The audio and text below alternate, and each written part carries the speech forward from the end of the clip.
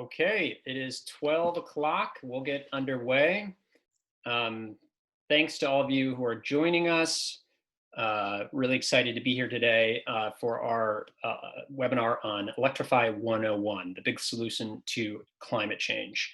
My name is Joe Warchunas. I work with Electrify Now. I'm also a program manager at the nonprofit Fourth that promotes transportation electrification, and also write for the blog Clean Technica.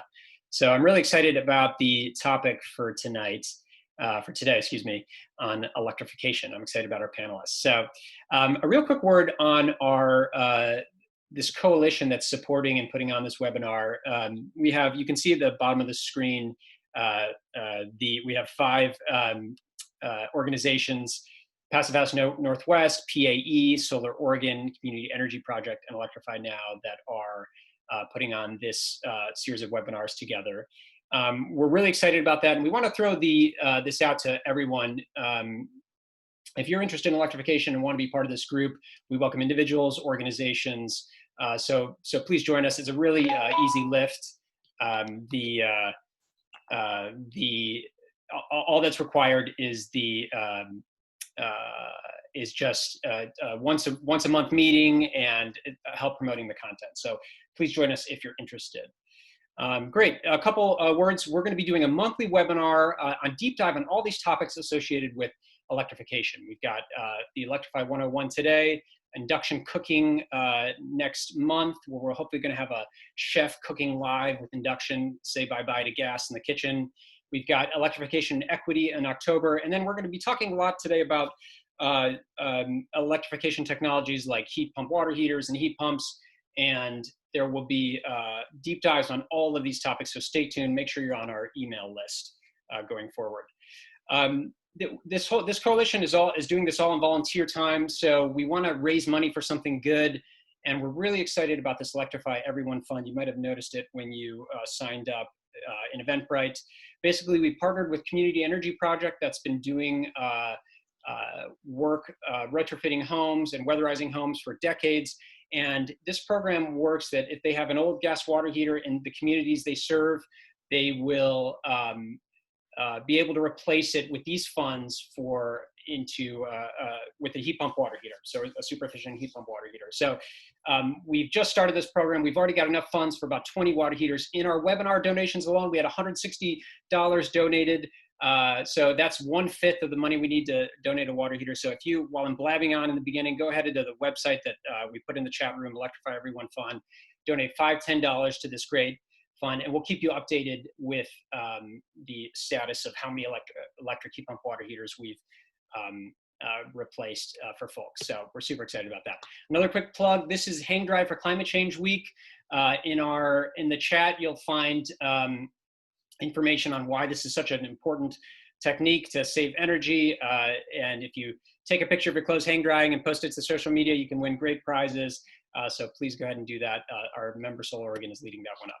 So today, a quick schedule. I'll just give a 5-minute intro, and then I'll introduce our guest tonight, and they'll do a deep dive into Electrification 101. Some of the questions that we want to answer today are: why is electrification such an important solution? Is our grid clean? What about natural gas? Can renewable energy be used for everything to power our entire lives? And what are the benefits of electrification for homeowners, and how do we do it? For a very high top-level view on where our carbon emissions come from and why we're inspired to electrify, you can see here that burning fossil fuels is the #1 source of carbon emissions in our country, and most industrialized countries look like this. Around 3/4 of the emissions come from burning fossil fuels for electricity, transportation, and heat. In Multnomah County, it's 96%. We don't have much agriculture here. So lots of our emissions come from, vast majority of our emissions come from burning fossil fuels. And our household emissions are around 60% from burning fuels for these three uses. And rather than this being an overwhelming statistic, we feel empowered by this because we have a lot of control over of how we drive our cars, the kind of fuel we use to heat our homes and heat our water, and the kind of electricity that we buy. And so we have a lot of control over that. Whereas with stuff we buy and with food that we eat, we're trying to do our best, but we're at the mercy of big systems. So there's that's an empowering message to us. One other thing we like to show for what a low-hanging fruit this electrification is, there's in the suite that of choices that we have for electrification, we have all these options. We've got recycling and eating less meat and getting efficient shower heads, and all these are important. But electrification is some of the lowest hanging fruit. And you can see here by this stat, 1 gallon of gas is saving 25 pounds of CO2. So when you make that switch to an electric car and you want to keep it your entire life, how many gallons of gas is that? So we just want to highlight the importance on CO2 and the fact that burning fossil fuels is the primary cause of our climate crisis. And the great news is we have these incredible technologies of wind and solar that are cost effective, and we can switch to them quickly. And we combine that with these energy efficient electrical appliances like heat pump water heaters and induction stoves, and we can run virtually all our lives on electricity. This just gives you an idea in the last 10 years of how solar and wind have dramatically declined in cost to be the lowest cost producers of electricity. So out of these trends, this philosophy is formed: electrify everything. We can power all of our lives on wind and sun. It can supply all of our energy needs. And so that's what our panelists are going to be talking today about. Let me introduce them. Karina Hirschberg, she's a lead engineer at PAE. Karina has over 12 years of experience in innovative electrical systems design, including research on renewable energy development, green building methods, and eco-districts. You can read about some of her projects here. Karina is going to be talking about giving a high-level view of both how the grid is getting cleaner and how and some of the hidden emissions on natural gas. And then we will be having, our next speaker will be Brian Stewart. He's the founder of Electrify Now. He has over 35 years of experience in product design and manufacturing. And before retiring from Nike, he was vice president of sustainable innovation, where he led programs to reduce waste and cut carbon emissions. And he founded Electrify Now to help educate homeowners on how to dramatically reduce their carbon emissions through electrification. And Brian will be talking a little bit about the individual use cases, how we can make these change, what that looks like, and how it's good for individual homeowners and renters. So with that, I will stop sharing my screen and turn it over to Karina.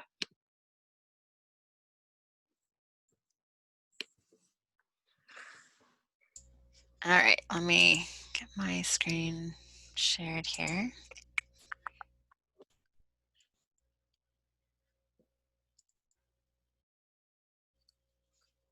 All right, look good?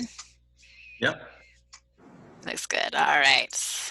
Okay, I got myself all oriented here. All right, okay, well, hello everyone. Yes, I'm Karina, so I'm an associate with PAE. I'm an electrical engineer, but I work in kind of two of our groups, electrical as well as our building analysis and modeling group. And for those who aren't familiar with us, PAE, we are a building engineering firm. We do mechanical, electrical, plumbing, technology, lighting, and then the building analysis and modeling. And myself, as well as many others, are at PAE specifically because of our very deep commitment to really advancing the sustainable movement within the built environment. And so we say that our vision is to help solve the planet's energy and water challenges, and we very much view the electrification movement as one of the biggest levers that we have to help with that energy challenge and helping to solve that.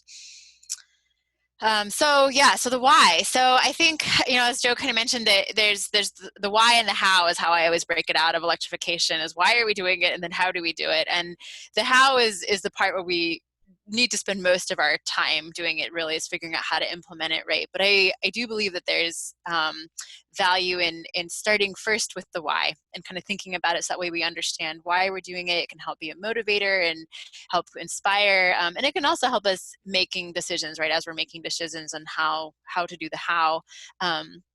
Understanding the context in which the electrification movement is in, I think can be really beneficial with that. So I will geek out with you guys all today on the why for a little bit.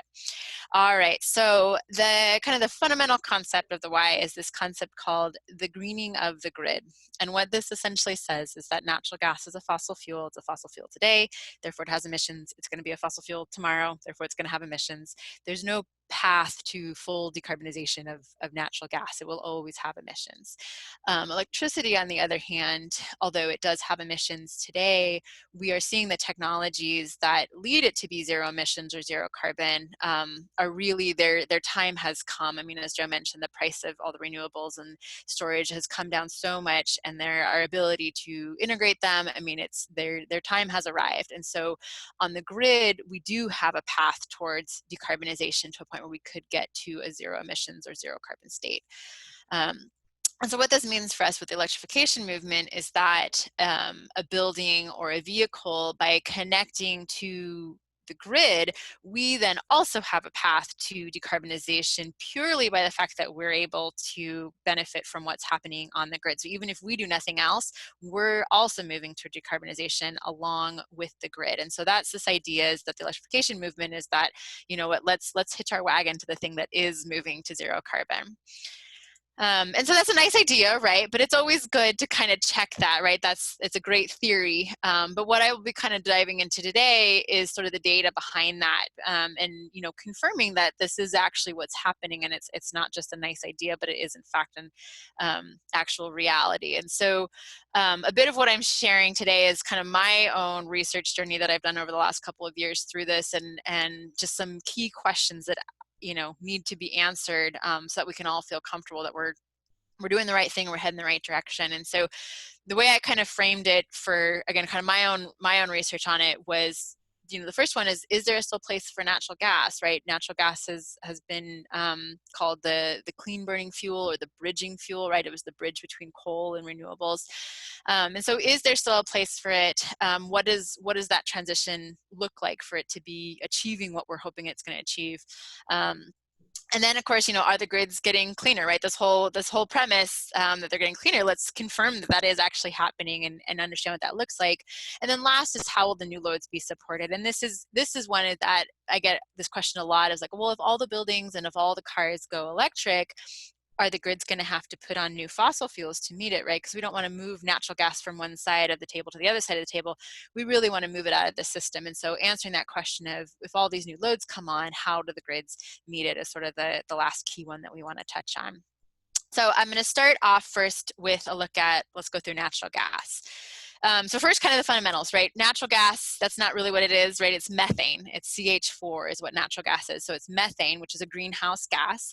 And greenhouse gases in the right quantities are good, right? It makes the planet livable. Greenhouse gases in the wrong quantities are bad. It's what's potentially going to make the planet no longer livable. And of course, with the climate crisis, we are well into the bad category, and accelerating in that direction. And so understanding what methane's role has in the climate crisis is really fundamental to kind of knowing how we need to address it. So there's a lot of different contributors to the climate crisis, right, and a lot of different greenhouse gases. And so one of the things the scientific community has done is to try and create a normalizing factor, so that way we can evaluate all these different components against each other and do some sort of, stack up to understand, where the biggest contributors are coming from, where are they coming from, and that we can do, kind of strategic planning around it. And so that metric that's used is called global warming potential, or GWH, or excuse me, GWP, you see sometimes in articles. And what that tries to do is take all these different chemical compounds and normalizes them back to CO2. And so with that, you come up with an equivalent, a CO2 equivalent. And in the case of methane, the way that the global warming potential is calculated is they had to set a constant for time. And so they put it at 100 years. And so on that 100-year global warming potential, methane, it's about a 1 to 30 ratio. So 1 unit of methane is equivalent to 30 units of CO2. The problem is that methane actually has a very short shelf life. And so what this does is that by putting it on a 100-year time scale, we actually end up kind of diluting its impact. We don't really see what it is on the short time. And when we think with some of the big goals that are out there right now, Paris Agreement and the IPCC's 2030 goals, it's 2030 and 2050 are the timelines that we're looking at. So it's actually that short timeline. We actually care very deeply about that, because that's the one that we're trying to tackle to avoid, some of the feedback loops and some of the other factors that could happen. And so there's a growing movement to have a second global warming potential metric, which would be set at a 20-year time constant. So that way we can really understand what is going to be the biggest contributors in that short time frame. And when we do that, all of a sudden methane jumps 3x. So now all of a sudden we're looking at a unit of methane is, between 80 and 90 units of CO2. And this matters because it impacts how it stacks up in the overall list of things that we're trying to tackle. So this graphic here is from, so the EPA does a GHG, an emissions accounting every so many years, and they kind of stack up what's our total, where are our emissions coming from within the United States. And there's other ones that are on here that have been removed from this for clarity. But you can kind of see here, CO2 is the big one, right? And then methane comes in next. But this is using that 100-year global warming potential factor. When we move to the 20-year one, all of a sudden methane becomes a much bigger piece of that pie, right? So all of a sudden it's kind of a say, oh wow, that's, maybe we want to be taking that probably pretty seriously. That's all of a sudden how that stacks up against, CO2. And so again, kind of understanding, what we're looking at is really important when we look at how big of a deal is natural gas. And just to be clear, like, there are natural sources of natural gas or methane, right?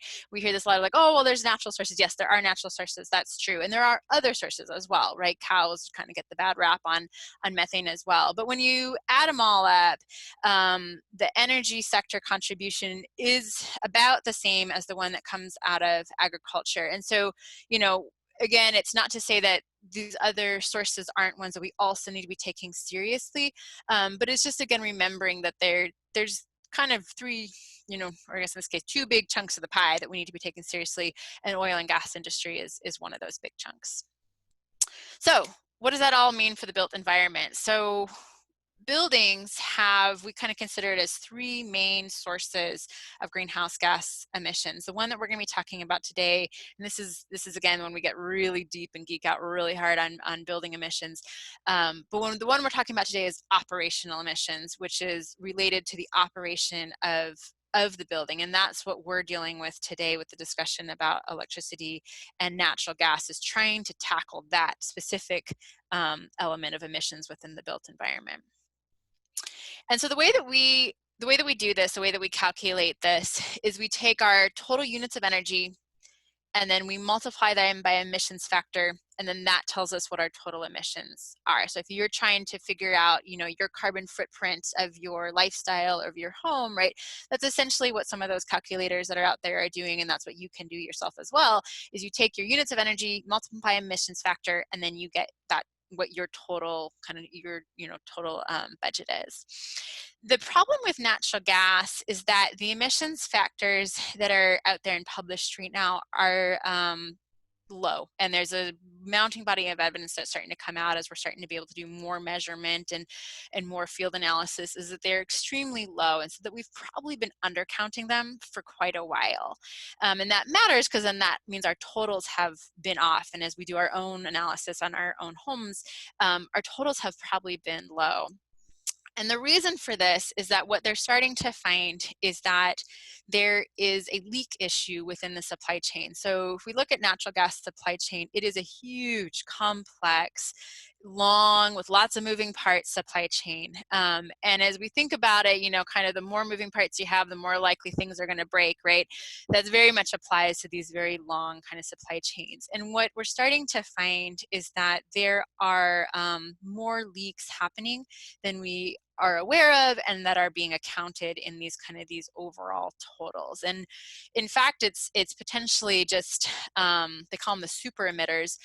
A few very large leaks are potentially what's really, really tipping the scales, and it's maybe as much as 50% of total emissions are coming from 5% of leaks. And so if those 5% of leaks aren't being reported, then those emissions are sort of these phantom emissions that are out there, that are part of the supply chain, but are not showing up in these emissions rates that we're using.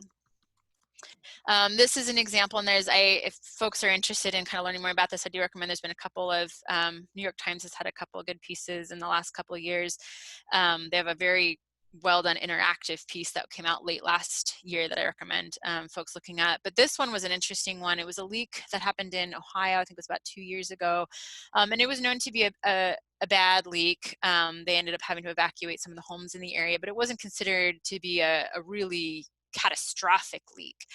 But what ended up happening is there just happened to have been a satellite that had been recently launched specifically with the purpose of monitoring the globe for methane leaks. And so they were able to use the instrumentation on the satellite, train it on the specific site, and do an actual measured analysis of what the leak was. And what they ended up finding is that based on the measurement, it was one of the largest leaks ever recorded in US history, which is kind of concerning for two different reasons. One is that it was this huge, it's a huge leak, right? That's terrible for the climate, but then also it was in recorded history, right? They just happened to be able to have the equipment and be able to do this measurement and be able to do this analysis, right? Which then kind of says, well, gosh, how many others happened that didn't get measured, right?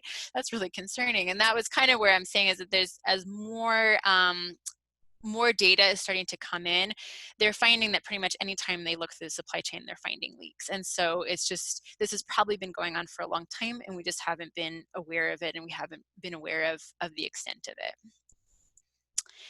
And this matters, right? Because again, we think of natural gas as being the clean burning fuel, right? It was the bridging from coal to renewables. That has been changing, right? As we have more of the leaks and we start to factor in things like fracking and the impacts of that, right? Is that comparison as though it's better than coal, it starts to get a little bit murkier.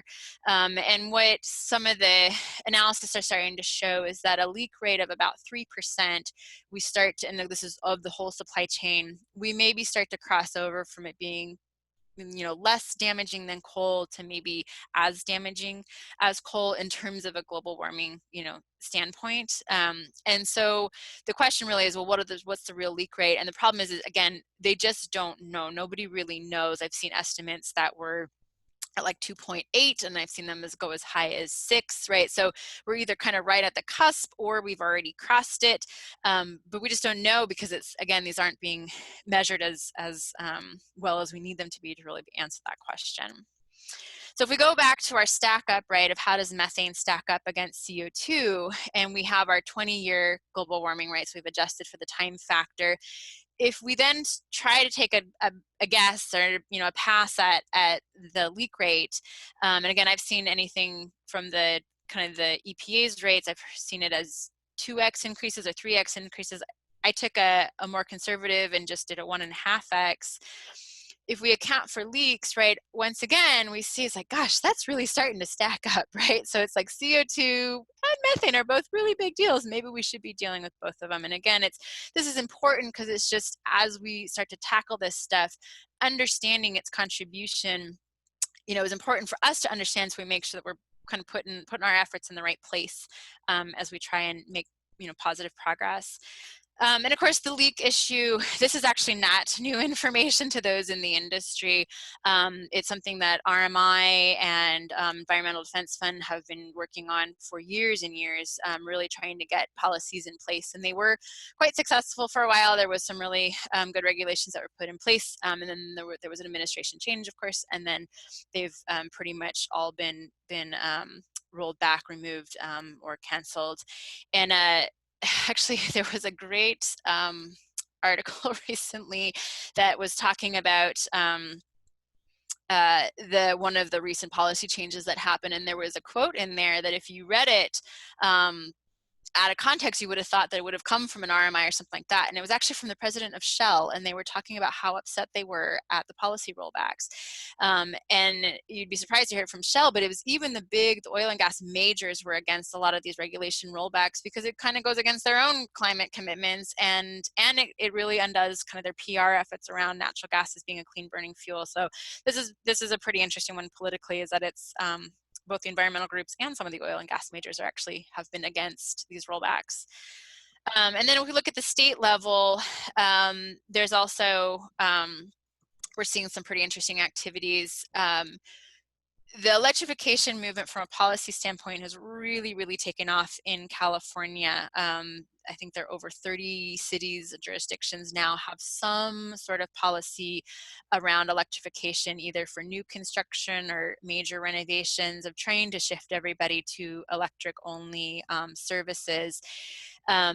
The oil and gas industry has obviously taken note of that movement and has started to work very swiftly in the rest of the country to try and prevent a similar shift from happening. And unfortunately, they have been successful in a number of states.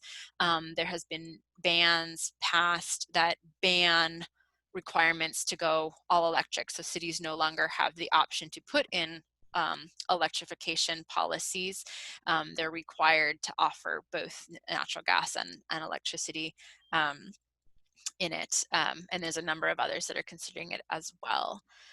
And then just kind of a heads up, in the Northwest, we haven't had any cities try to do it yet. There was some discussion around it in a couple cities in Washington, and they were kind of met with pretty swift pushback.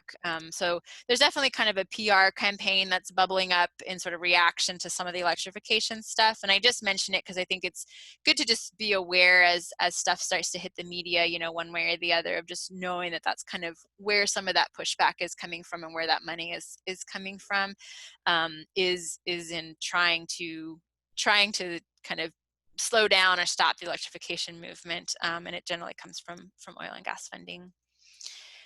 And I'm not going to talk about this one very much because, as Joe mentioned, there's going to be a whole webinar about it. But it is interesting that there's a number of studies that have been coming out in the last maybe 5 years or so around cooking and the air quality problems with natural gas in homes. And this can be a really interesting one because, you know, sometimes folks are, the environmental stuff, it's not as much of it doesn't quite hit as home quite as closely to them, but indoor air quality and health of the family, especially kind of with everything that's going on right now with COVID, making sure that people's respiratory health is really being prioritized. The natural gas cooking, it turns out, has really negative impacts to indoor air quality, and there's been studies, again, unfortunately showing increased rates of asthma amongst children, and so in homes that had natural gas cooking. And so there can be, really important health benefits from moving away from natural gas in the home as well. And I'll just kind of end this section with touching quickly on a concept called renewable natural gas, because I do hear this come up quite frequently when we talk about trying to move natural gas out of buildings, or kind of the environmental impact of natural gas. And renewable natural gas, I take a lot of exception with the renewable part. I think reused would be a better R word. But what it does is it is essentially trying to tap into some of those other methane sources that we saw from landfills and then agricultural-based ones, capturing that methane and then using that to in the mix, in the natural gas mix. And so instead of extracting it from the earth, using it from these other sources. And I think it's an interesting concept, and I think that I'm interested to see where it goes. But my caveat that I want to warn about is that I've heard it said as like, oh, it's okay, we can put natural gas on buildings. Renewable natural gas is coming, right? It's going to be right here. The problem is that it's a very small amount. Will replace a very, very small amount. It is not a one-for-one replacement. So interesting technology. It does not fix the problem, though.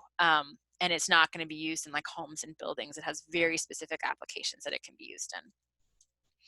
So the punchline of all that is that natural gas has emissions today. They're actually probably higher than we think they are, and they likely are going to get worse over time. And so kind of that initial premise of like emissions today, emissions tomorrow, it's actually probably worse. It's worse emissions today and even worse emissions tomorrow on the natural gas side.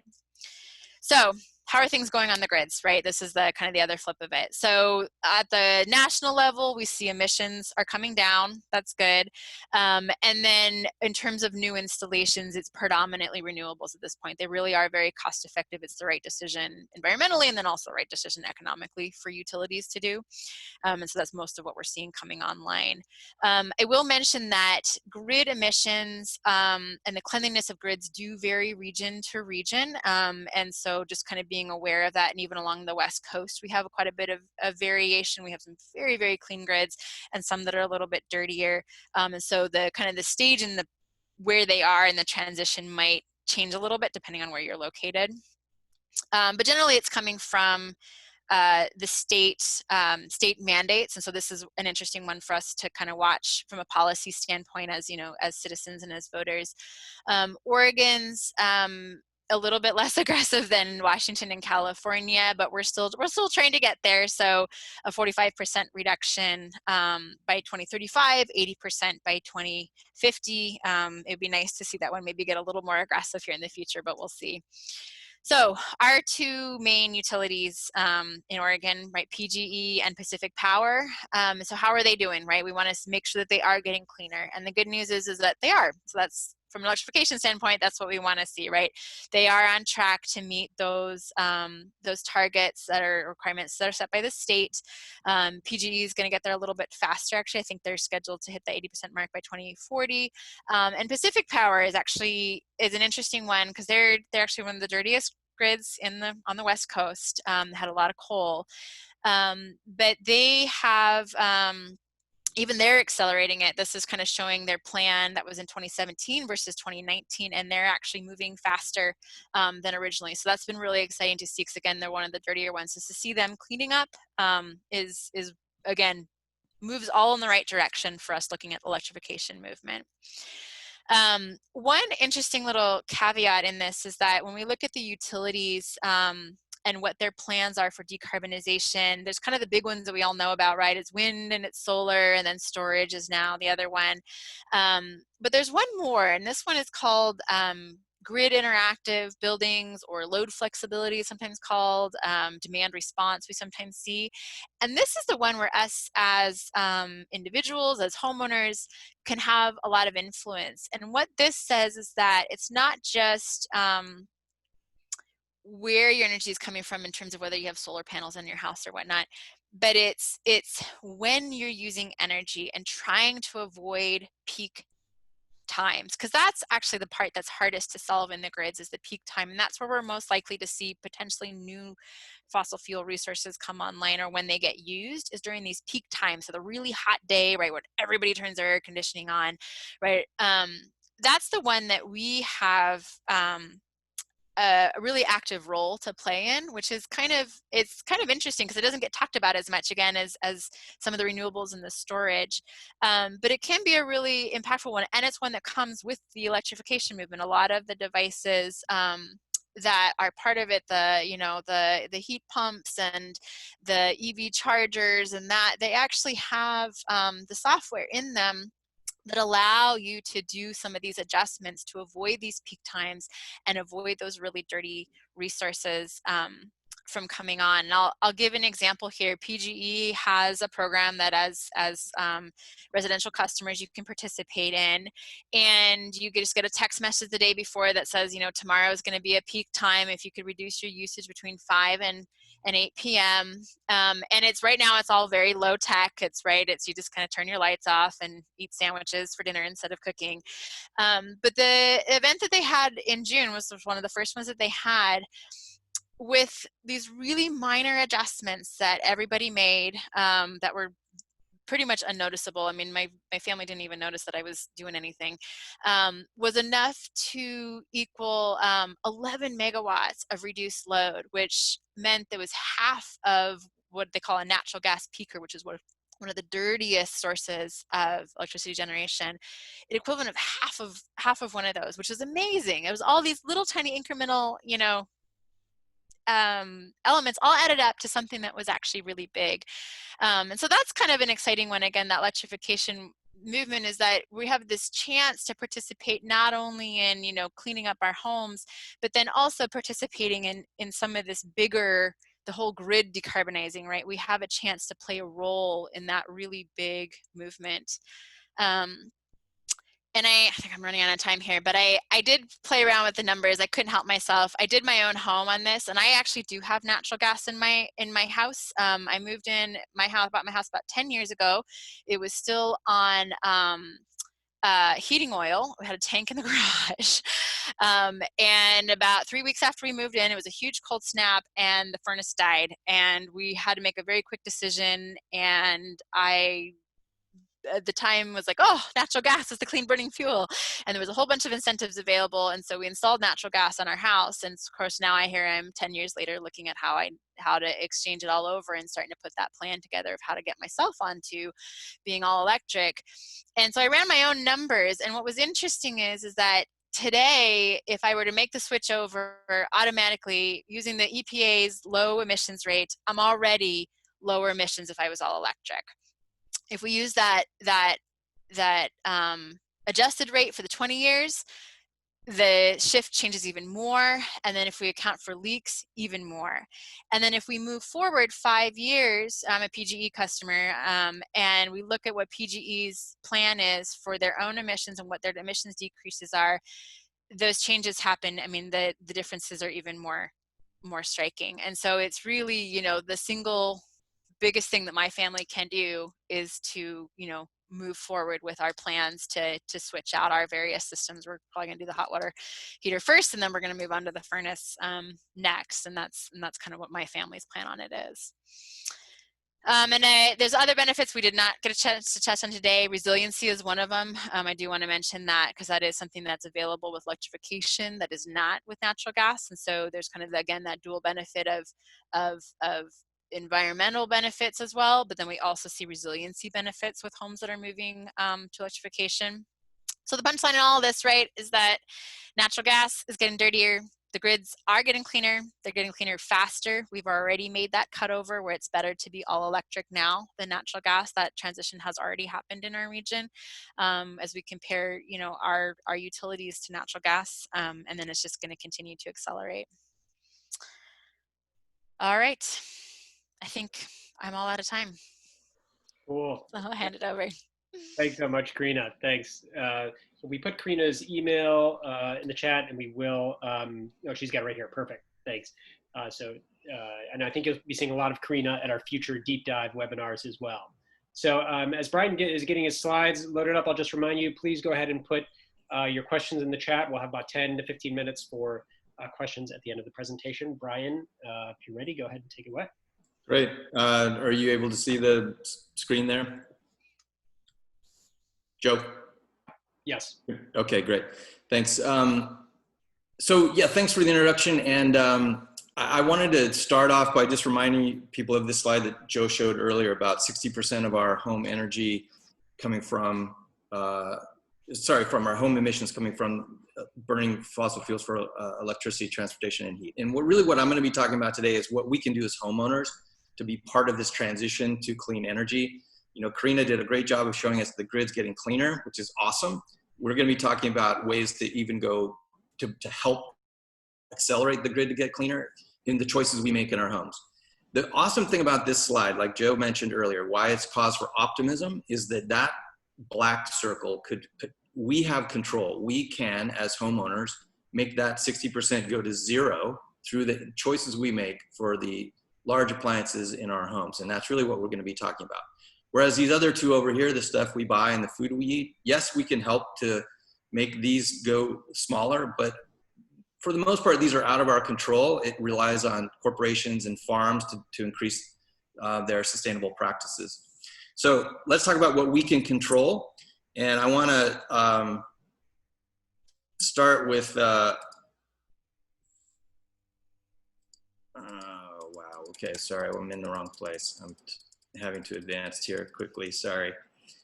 Okay, let's start with, just think about what you have in your own home. I did this in my house, and it occurred to me one day I got all these devices in my home that burn fossil fuels. Everything from the stove that we cook on, the furnace, the water heater. We have 2 cars, we're a typical American family. Our lawnmower, barbecue, all these things burn fossil fuels. And when you add up the cumulative emissions from these things, it's over 20 tons a year for a typical American household. And I've done the numbers for Oregon and for America. They're not vastly different. It's a little bit better here actually than many places because our electricity is a little cleaner, but over 20 tons per year for a typical home. And when you think about how much we spend on that, This is another number that's kind of invisible to most of us because we get monthly bills, we get occasional bills with going to the gas station, but when you add it all up, we typically spend about $4,000 per year per household for a typical household on our energy bills, and really all that money for the most part is going to fossil fuels. So $4,000 per year per household. You multiply that by 126 million households in the United States, that's $500 billion that people like us spend on energy every year. And this is not corporations and businesses, this is just homeowners, apartment dwellers, renters, people like us. As a reference number, there was $55 billion last year spent on clean energy investment. So roughly 500 billion, which is, you can really think of it as funding climate change. I don't want to make people feel guilty, but it's just a fact. Our energy dollars are funding climate change, and 55 billion was spent on solutions to avoid that. So what if we could switch that? What if we could use our household energy dollars to fund the solution rather than continuing to fund the problem? And what if doing that made our lives better? What if it was actually saved us money on our energy costs? Well, the good news is that both these things are possible. We can shift our money to the solution rather than the problem. And when we do that, we're going to enjoy a lot of benefits immediately in terms of better life. So that's what we're really going to talk about. And that's why this Electrify thing is really exciting, because it has this big benefit of climate change, but it's also going to make your life better, and it's going to save you money. If you did all these things that we're going to talk about, you would, rather than spending $4,000 a year on energy costs, you would be spending more like $3,000. Your indoor air quality would be better, lots of other benefits that we're going to talk about. So basically we talk about it in three chunks. The first thing, and in some ways it's the most important one, and fortunately it's the easiest one, is you need to clean up your electric supply. And Karina talked about the grid getting cleaner, which is fantastic, but you can actually make it even cleaner for your house if you want to. We're going to talk about that. Once you've done that, you need to start thinking about, the opportunity is to start thinking about all the devices we have in our homes and connect them to electricity rather than fossil fuels. The big ones are furnaces and water heaters. We're going to talk about that. And then you need to start thinking about transportation and specifically your cars. So we're going to do these one at a time. Electric supply, the first one. And as Karina mentioned, even with our current calculations, electricity is a huge part of our emissions in this country. It's about 25%. The grid's getting cleaner, so this is going down, but it's still a big chunk. For a typical household in Oregon, that equates to about 3.3 tons per year for a typical Oregon home, just for the electricity that you get through the cables, so to speak. The interesting thing here is in Oregon, all of us have access to clean renewable energy directly through our utilities. A lot of you on the call may know this already, but many people don't, and they're surprised to know this. So I make sure I hammer this because it's so easy and important. But all of us, if you're a PGE customer or a Pacific Power customer, you can go online to your account, select the Green Source Power plan if you're a PGE consumer, or the Blue Sky plan if you're Pacific Power, and you will be getting 100% renewable energy essentially for your share. So what that means is your dollars that you spend on electricity now will go to clean energy generation. Instead of being sent to buy coal and natural gas, all that money will go to buying clean energy from solar and wind, and it's verified through this Green E certification program. So you can be confident that it's legit. That's going to cost you a couple extra bucks a month. It's going to be something like $5 to $10 per month for a typical home. But what that means is you're going to get clean energy in your home. You can think of that as saving or avoiding 3.3 tons a year. There's other ways to do this. You can put solar panels on your roof, and I'm a big fan if your house is situated in the right place, if you have south-facing roof, if you got not too many overhanging trees. This is a really good way to go. But it doesn't work for everyone, and it also involves, some kind of upfront capital costs that some people, it's difficult for some people.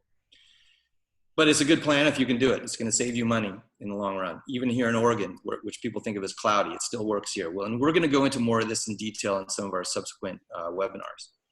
The other exciting thing that's happening just now is community solar. I'm a big fan of this because if solar doesn't work on your roof, you can tap into a solar installation right here in our area. There's a bunch of them going up in the Willamette Valley right now. Oregon Shines is the first one to be online, and I'm a big fan of Oregon Shines. They have a great website that explains community solar, all the benefits to you personally, which is about a 5% savings on your energy bill, but also to the community, because there's some great community benefits, particularly to low-income subscribers. So I'm a big fan of this. Check it out on OregonShines.com. Regardless of which of those solutions you do, you're going to be saving 3 tons of, or avoiding 3 tons of emissions. You're going to be helping to finance new clean energy generation, which means that you're accelerating the cleanliness of the grid. You're making the grid cleaner through the money that you spend.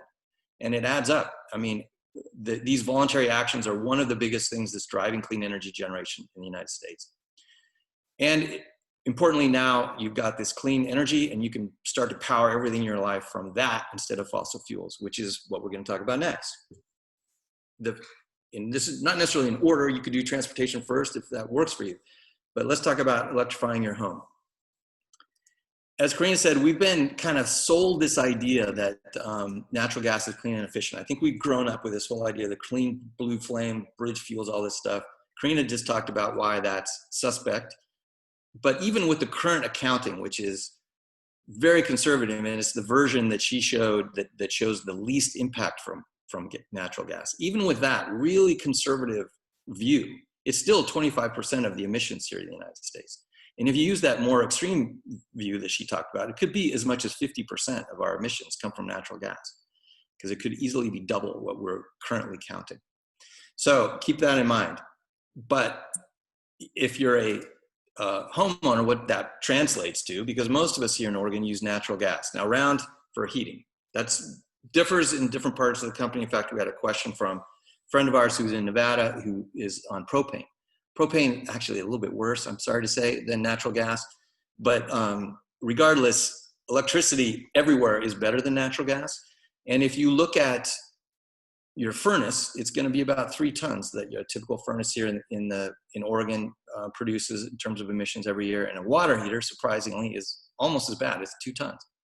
So those are the 2 big ones in your life. There's other things like your stove and fireplace insert, yes, but these 2 are the real biggies that we're going to focus on. And the exciting thing, I have to say, one of the reasons why I'm so obsessed about this now is because, a year and a half ago when I was doing the research on this stuff, and I didn't even know what a heat pump was. The truth is, these things have been around for decades and they're insanely efficient. They'll save you money. They'll give you all sorts of other benefits. They're way, way, way more efficient than natural gas. And you can use the same technology, heat pumps, for furnaces, air conditioning, and for heating your water. It sounds like this space age thing. The truth is they've been in our lives forever. Or anyone who has a refrigerator has a heat pump in your home right now. Basically what this technology does is it moves energy from one place to another. So your refrigerator, if you put your hand behind the back, you'll feel how it's warm back there. That's because it's moving heat from inside your refrigerator to your kitchen. Your kitchen gets slightly warmer. Inside the refrigerator it gets cooler. So it's not making heat or making cool, which is currently not possible, but it moves heat from one place to another, and that's why they're so efficient. A great way of demonstrating this efficiency is to compare water heaters. Here in Oregon, if you spend $10 on natural gas, you're going to get about 5 hot showers for that.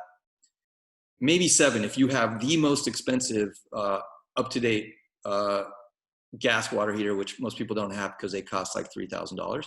But typically 5. For a good heat pump water heater, not even the very best, you're going to get 10 for $10 worth of electricity. So twice the amount of benefit basically for the same money, which is why this technology is going to be the future. I mean, I think if we flash forward 20 years, the only kind of water heaters are going to exist are heat pump water heaters. But the urgency we have to make this transition now is something why you as a homeowner can make a big difference in terms of kind of avoiding the worst effects of climate change. And it's going to save you money. This is why that's a fact. Now, it's important to note that they can be more expensive upfront to install. And we're going to go into all this when we'll dive into water heaters later. but you will more than make up for the money in the long term through the operating cost savings. The same is true with furnaces. It's not quite as dramatic, but for most people, the comparison that's relevant is this one. If you've got a furnace that's more than about 5 years old, it's typically in this rate, or it might be even more because their efficiency degrades over time. If you've got electric or oil furnace, you know, a heat pump's going to blow those away in terms of cost per BTU. The very best modern gas furnaces are quite good in terms of their cost.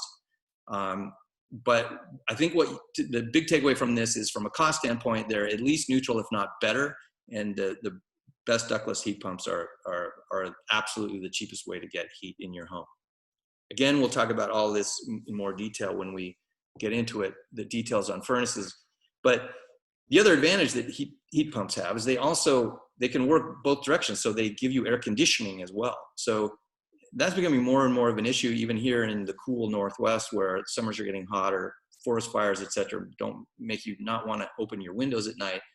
Having air conditioning essentially for free when you buy a heat pump furnace is a pretty attractive thing. They're definitely more comfortable because they're moving air more constantly, which means that the temperature in your home stays the same, that you don't get these big spikes from when the furnace goes on and then turns off and gets cooler and then it goes up and down. And because of that continuous air movement, you get cleaner air, which is actually noticeable. And so people are quite happy with the way these heat pumps perform in terms of the way they feel. And then, of course, because you did step number one and signed up for clean energy, it's creating zero emissions, which is fantastic. There's tons of other devices in our homes that burn fossil fuels, and there's an electric equivalent for every one of them. And believe me, I've done this myself. I can vouch for it. They're better. You know, I think induction stoves versus gas stoves, even electric barbecue versus gas barbecue. I'll talk to you about that. We're going to do a session on that later. But just suffice it to know that any device you have in your home right now that burns natural gas or gasoline or propane, you can replace that with an electric option. And you'll be happy you did. All right, transportation. I think a lot of us know that transportation is a problem. A lot of us know that cars create emissions.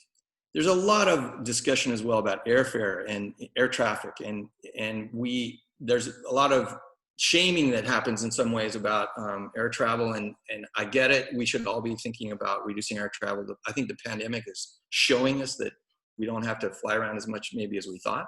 But the truth is that if you want to get from here to New York City or here to Tokyo or something, there's no better way. There's no alternative other than to fly. So if you have to fly, I don't want to talk you out of going there if you need to visit your grandmother or something. But the truth is, airfare is a relatively small part of our transportation emissions. The big one is the car in your driveway, by far the biggest one. 60% comes from cars we drive. Another 23% comes from the trucks that are on the road. The good news, the bad news is we don't really have good solutions for these guys over here. It's being worked on. Hydrogen's appealing. It might come online. There are some electrification options in this zone, but this is going to be tough. There is good technology here today to solve these two problems. And you're going to be seeing trucks on the road in the next year. That's going to happen fast. And for the reasons we'll describe later, it's not because the truckers are really trying to kind of save the planet. It's because it's cheaper. And the same is true for automobiles. All right. The reason why these guys are so bad is because 1 year of driving around creates about almost 6 tons of carbon emissions, which, by the way, is about the same amount that it took to make the thing. And then it's going to be on the road for 12 or 15 years. So that's at 75 tons over the lifespan of it, which is 10x what the emissions were to make the thing in the first place, which is a reason why you should not worry about squeezing every last ounce out of any of these things that you have, because that calculation is true for pretty much everything that burns fossil fuels. So don't worry about squeezing every last minute of life out of your fossil fuels things. Get rid of them as soon as you can, because using them is way worse than making them. So retire them. But 5.8 tons a year. If you have an electric car, you charge it at home, which is what people do. Like 95% of the charging happens in your garage or, plugged into your electric supply. And because you've done step number one, all your mileage is zero emissions, which is pretty amazing. The great news is that battery prices are getting lower. It's on the same curve that we saw with solar, a tenth of what it was 10 years ago, and it's projected to get under $100 per kilowatt hour for batteries in the next year or so. So that means the cars are getting cheaper, and they're going to continue to get cheaper as they scale up. The charging options are dramatically increasing. I mean, it was pretty tricky to charge your car a few years ago if you're driving around. Now they're everywhere, and it's happening so fast. Volkswagen is spending literally billions of dollars on charging infrastructure in this country that's going to rival the Tesla structure and make it really easy to go long distance, but it's already possible. The amount of cars that we have to choose from are getting better. This is the lineup that's coming from Volkswagen in the next year. So the choices are getting better. And the prices are surprisingly affordable today. I mean, there's this perception that EVs are more expensive, and yes, there's some truth to that. But if you really dive into the numbers, you'll see that it's not true. They're actually cheaper, even today.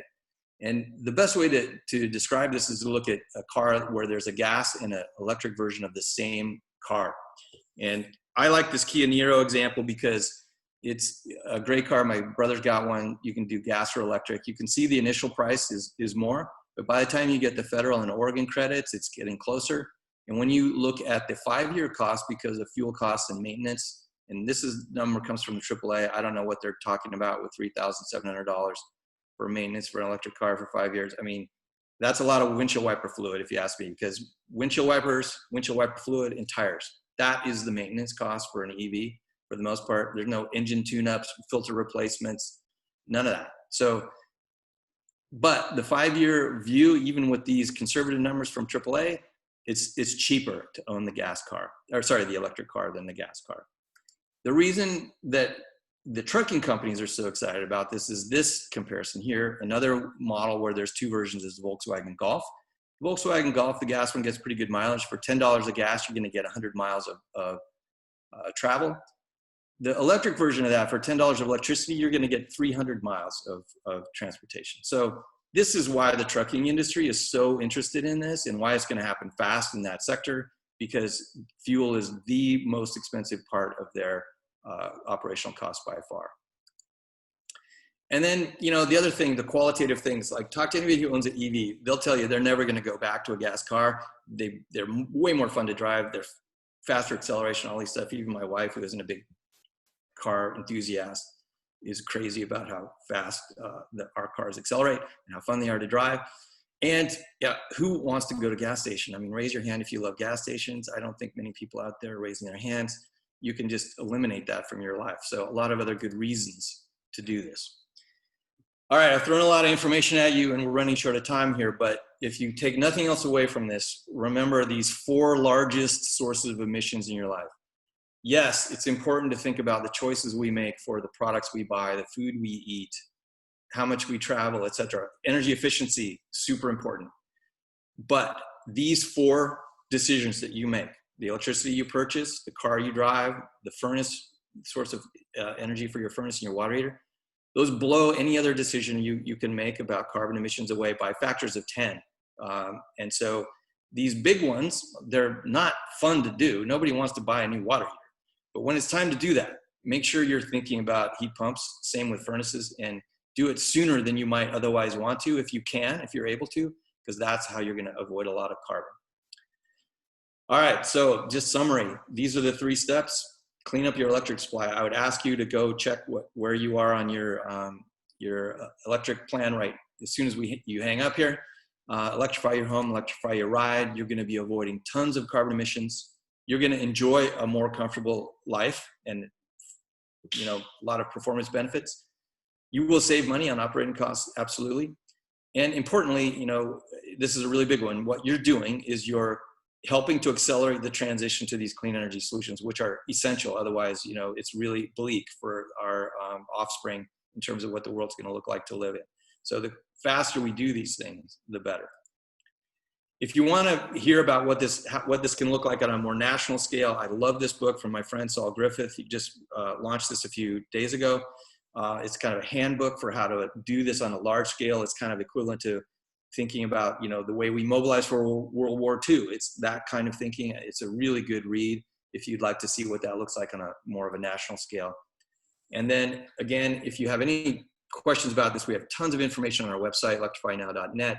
I want to give a shout out to the Heat Pump Store and Green Savers, two of our partner orgs, and there's more of them listed, contractors that we know do good service. We'll give you actually a discount if you mentioned that you got there from Electrify Now, because we provide them with some business. We have no financial connection to these groups, but we're trying to make it easier for people like you to take these steps. So there's lots of resources like this on our website as well. These two just happen to have helped promote us with this webinar series, so I wanted to give them a little shout out. All right, that's it for me. Joe, how are we doing? Well, we're right on the top of the hour, but like any good webinar, we've gone over time, and that's awesome. I think we could do maybe a question or two, and then if we haven't we've responded to a lot in the chat, and if people have to jump off, that's fine too. We'll go another 5 minutes if that works. One quick one I just wanted to read about, do heat pump furnaces, water heaters provide the same efficiency regardless of local climate, for example, colder, drier climates? Can either of you guys speak to that? I can definitely speak to that, Joe. I mean, here in Oregon, heat pumps are a no-brainer. In places like Bend, where it gets quite a bit colder, they're actually very popular because natural gas is not as available in some of those places. Electric heat pumps are being used in Vermont, in Alaska, in Finland. They've been used for years. So this technology, there's different versions. If you're really far north in a really cold country, you need a slightly different version of it. But for essentially the continental United States, there's heat pump solutions available that are going to work in your climate. So the short answer is yes, it'll work. Okay, great, perfect. And then somebody mentioned also hydrogen as a bridge fuel. Can either of you comment on where we are with hydrogen and how it plays into electrification? Karina, are you up on hydrogen?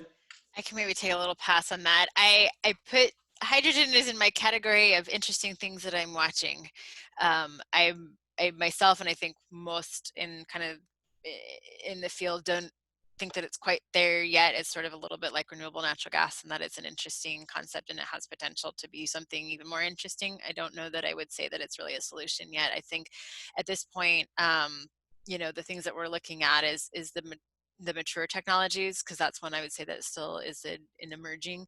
The mature technologies of wind, solar, storage, that kind of stuff, those can be deployed at scale right now very effectively, very cheaply. And so that's where we're seeing the short term in. Yeah, hydrogen is, we'll see where it goes. All the different colors of hydrogen, blue, green, I heard heliotrope recently, turquoise, there's all sorts of different flavors of hydrogen right now that are looking at, so. Awesome. Cool. Okay, great. Well then, and why don't, would each of you leave us with your top electrification tip for folks? We presented some options. What should folks do immediately? They have to go right after this webinar. Well, I guess I'll say I can tell you what my family's doing is we're putting together our plan and our budget and figuring out how we're going to get our homes switched over. I mean, we do, like I said, we're doing the demand response program already. We do already subscribe to the green energy option with PGE, but like I showed, our emissions impact is very clear. So we're putting together our plan to get everything switched over.